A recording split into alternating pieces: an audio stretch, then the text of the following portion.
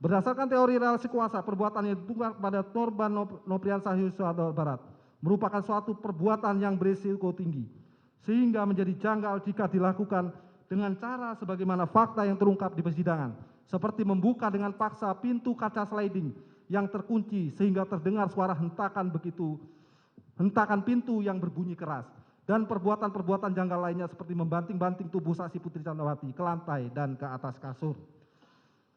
Adanya peristiwa yang janggal di mana korban kekerasan seksual atau pemerkosaan justru memanggil pelaku pemerkosaan untuk bertemu dengannya di kamar, tempat di awal perbuatan kekerasan seksual tersebut dilakukan, bahkan dalam durasi selama 10 menit, yang substansi pembicaraannya hanya sebatas untuk menyampaikan pesan dengan perkataan, "Saya mengampuni perbuatanmu yang keji terhadap saya, tapi saya minta kamu untuk resign."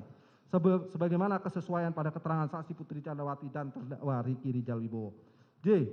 Adanya peristiwa yang janggal di mana korban kekerasan seksual atau pemerkosaan justru dibiarkan pergi melakukan isolasi mandiri di tempat yang sama dengan pelaku kekerasan seksual, yaitu di rumah Duren 3, tanpa memiliki rasa trauma dan ketakutan sebagaimana yang terjadi pada korban pemerkosaan pada umumnya, adalah menunjukkan bahwa peristiwa kekerasan seksual hanyalah sebagai skenario yang dibuat untuk menutupi peristiwa yang sebenarnya. K. Tuduhan kekerasan seksual tidak didukung dengan alat bukti ilmiah seperti alat bukti visum et repertum sebagian pendapat Profesor Dr. Muhammad Mustofa. Pada pokoknya menerangkan bahwa untuk membuktikan pemerkosaan harus ada bukti ilmiah, yaitu pemeriksaan forensik seperti jejak DNA.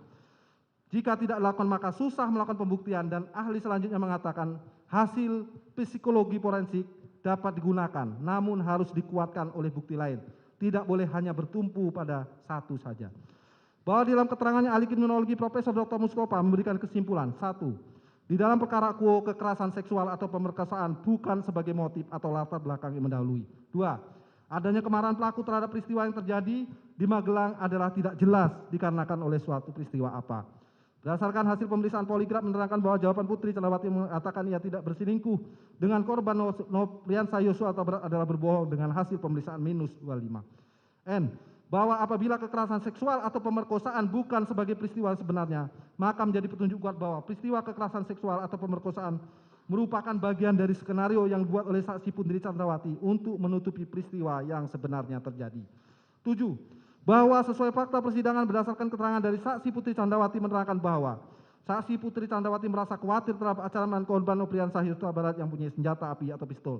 Sedangkan di rumah Magelang hanya ada 2 RT saja, yaitu saksi Kuat Maklum dan saksi Susi. Sehingga menyebabkan saksi Putri Candrawati kemudian memutuskan untuk menghubungi terdakwa Ricky Rijal Wibowo, namun ternyata tidak diangkat oleh terdakwa, sehingga kemudian saksi Putri Candrawati menghubungi Richard Eliezer Pudiang Lumiu yang sedang pergi ke sekolah Taruna Nusantara Magelang bersama dengan terdakwa Ricky Rijal Wibowo dan meminta mereka agar segera kembali ke rumah.